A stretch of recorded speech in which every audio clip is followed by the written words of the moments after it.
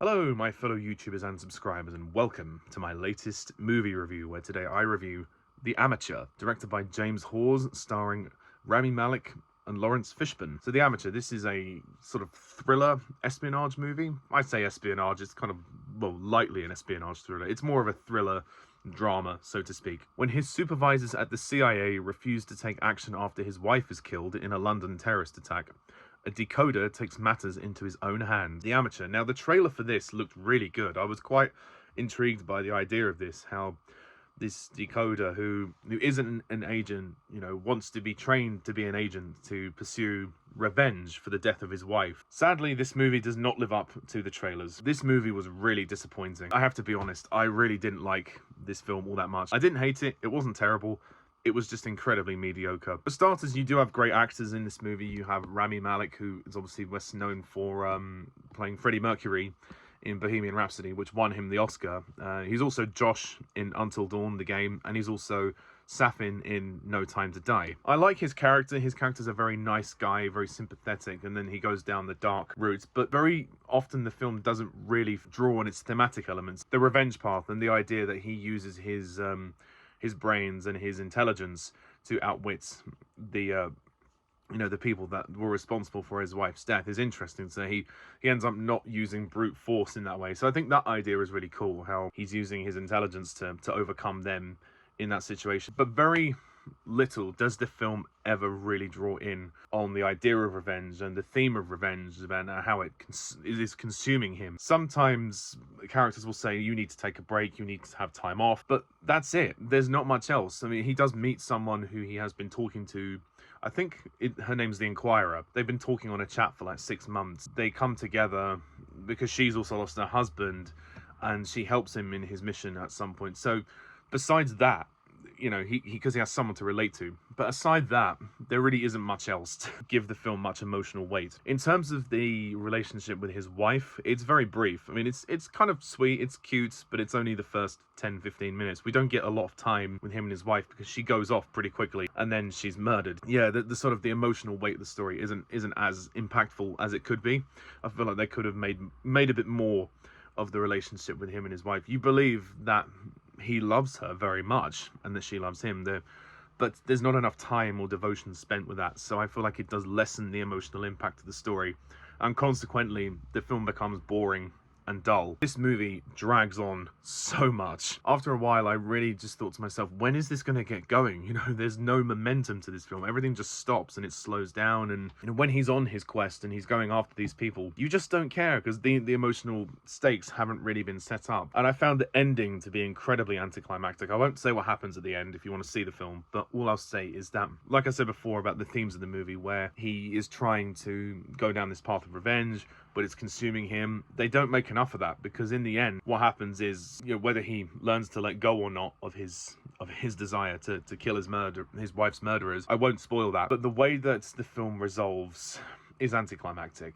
The film wants you to think that it sort of plays on that theme and that it does, that the character does find some resolve in his journey. But the sad truth is, it's done in such an abrupt way that I really just didn't feel anything, and I did not care. And I don't believe this character really changed very much or grew very much as a result. Like morally, I'm speaking morally, morally he gets put into a dark place because of the death of his wife. And because of that, obviously, the dark journey that he goes on in pursuit of revenge, it's obviously a story that has been done before, but I feel like it's been done much more effectively. We do have Laurence Fishburne as Hendo, or Henderson, who is the sort of the brute force CIA agent who was trying to train Heller. And I like the idea that, Heller, or Charlie is his name, is this guy who really isn't cut out to be a violent agent. He's not cut out to be brute force. He's very intelligent and he's good at his job, and then he decides to use that instead. And I think that is the film's strength.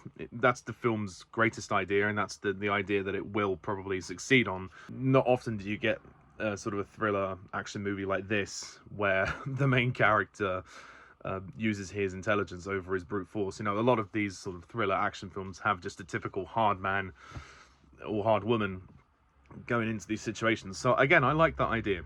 That being said, there's not a lot of action in this movie, and it does at times feel slow and monotonous.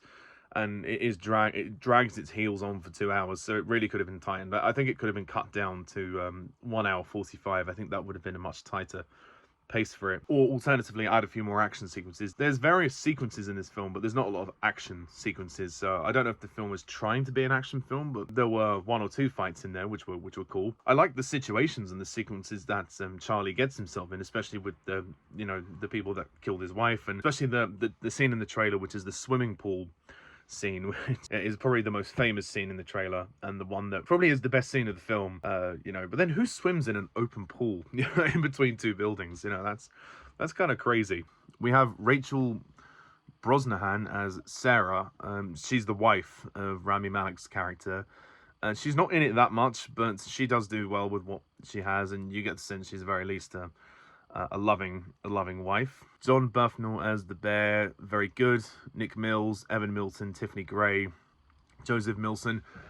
There's a good cast here. There's a good cast. I just think the script is thematically weak. I think thematically it has the template and the blueprints for the ideas there, but it doesn't go far enough. It doesn't hit the home run in terms of the character's journey. I compared the character's journey in this film to License to Kill, the James Bond movie with Timothy Dalton. He goes down a similar path of revenge. I mean, it's a much darker, it's a more grittier take on the story.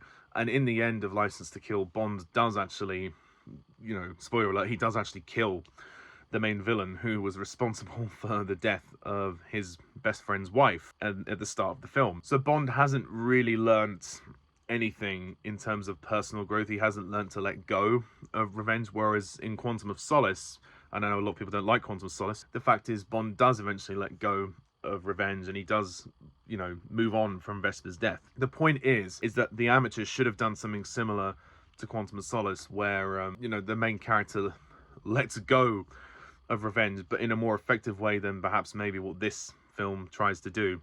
It's hard to say without spoiling it. You have to see it, but I just think the way that this is done, it's too quick. It's too quick. There needed to be a more emotional point of closure. I think if you're going to tell a revenge story, the character, whoever the protagonist is, has to be someone who can learn to let go of that. I know not all revenge stories should be the same, but if you want the character to change, then I'd say look at Quantum of Solace as an example, because in that film, Bond does let go. He does change. He does realize this isn't worth going down anymore. You lose yourself if you go down this route. Like The Last of Us Part 2, the video game, where Ellie and Abby both go down the path of revenge, and it consumes them, and it ruins their lives. They have to break this sort of cycle of violence before it's too late. Obviously, The Amateur is more of a thriller than those movies, but still, the principle of a revenge story, I think, would still apply. If they'd have followed that kind of principle better, this film would have actually hit the home run, and it would have had a more emotionally impactful ending, because clearly it's trying to be moved. It wants its audiences to be moved, but it just can't hit the home run,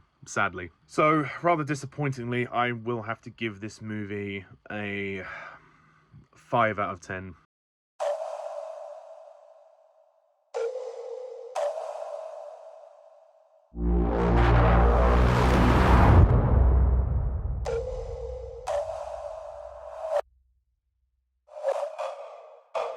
There are good things about it. The acting's great and the locales are great. The production values are awesome. It's a well put together movie. It's just thematically the script needed to be a bit tighter. But I do really like Rami Malek as an actor, and he's the reason to see this. So that's my review of The Amateur. What do you think? Please comment down below and let me know. Please hit the like and subscribe button, and until next time, I'm Pajak's Perspective.